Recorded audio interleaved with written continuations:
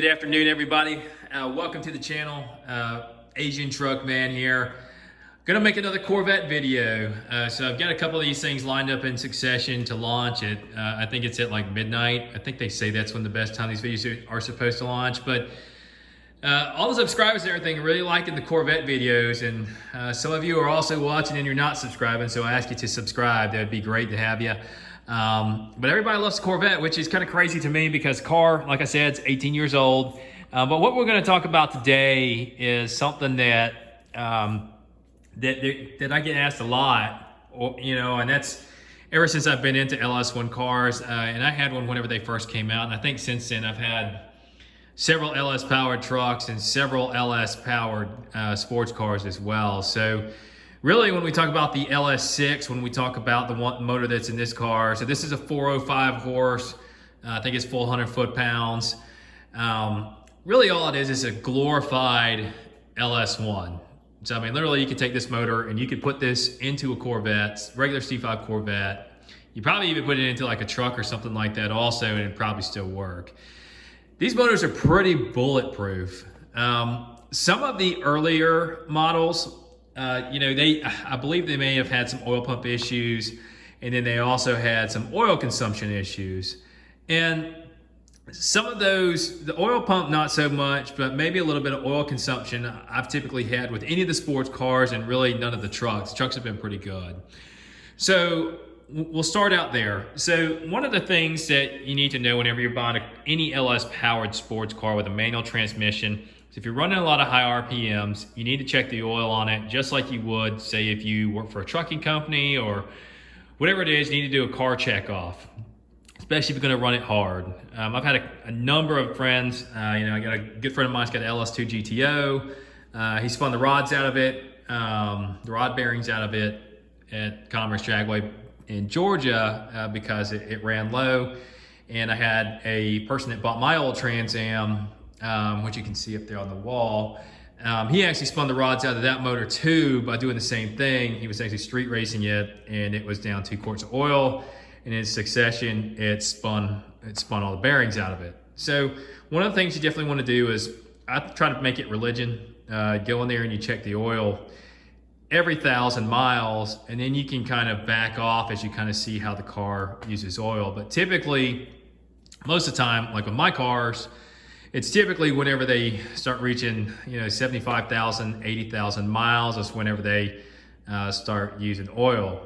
Most of the LS motors will typically go 200, 300,000 miles if you're not beating on them. Most of the guys that I see that have been racing these, and I've been in numerous car clubs, the LS motors, LS1, LS2, LS6, if you're really beating on them hard, they typically make it to about 120,000 miles, and then you typically have either a bearing failure or the oil pump goes out in them.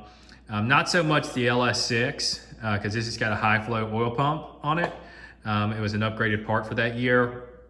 But typically around that 120,000 mile range in a manual transmission car is probably something that I would probably personally shy away from, especially if you're planning on really beating on it.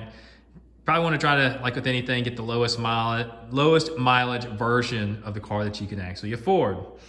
And so those are a couple of the tips initially that I have. And then so we'll talk about a little bit about the LS6 and the upgrades that it has. Like I already stated, the LS6, it comes with a better oil pump. And most of the time when guys are upgrading LS1s, they'll actually use a high volume LS6 oil pump. And then the other part of the LS6 is it's got better heads and better valves. So typically, I think it was in 01 and 02, some of the LS1 cars actually got the LS6 heads, but the LS6 also comes with better valves also. So I believe they're lighter weight, and someone can correct me if I'm wrong. A couple of the failure points, typically on a car that may be beating on hard is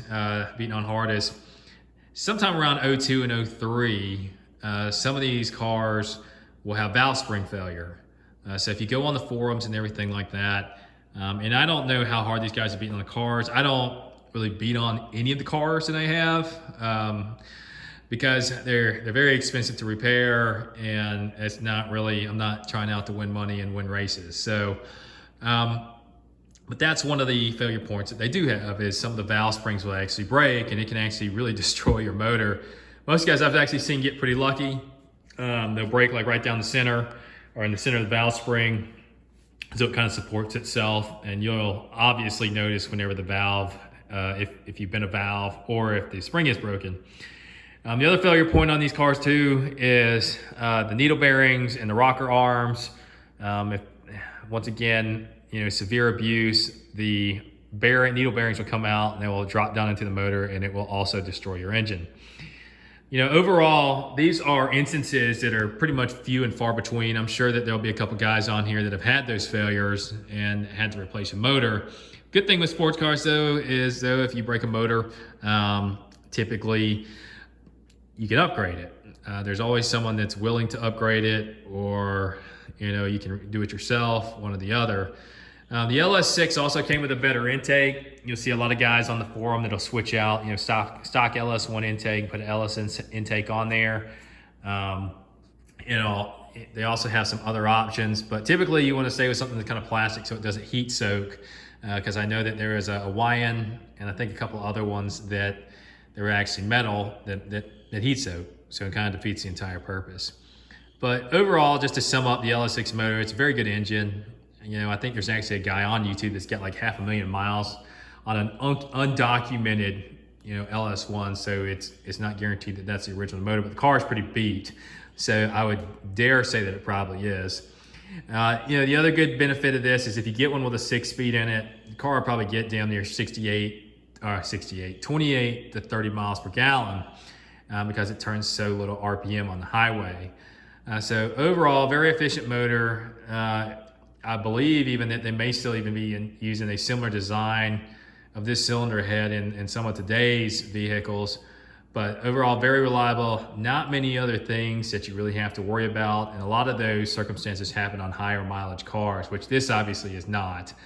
But anyways, I just want to give you all just a breakdown on owning a Corvette. If you're looking for one that's going to be reliable, this is probably a 01 to 03 C5 is probably one of the most reliable ones that you can get. Or I'm sorry, 01 to 04. And that's probably the ones that I would recommend that you buy if you're on a limited budget and you're just trying to get into the motorsports or just get into a Corvette in general.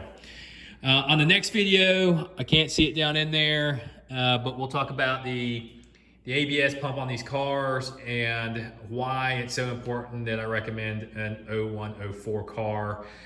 Because I believe that in the 97 to 2000 cars, if the ABS pump goes out, you cannot have it rebuilt, and they also do not make new ones. So that'll probably be my next video.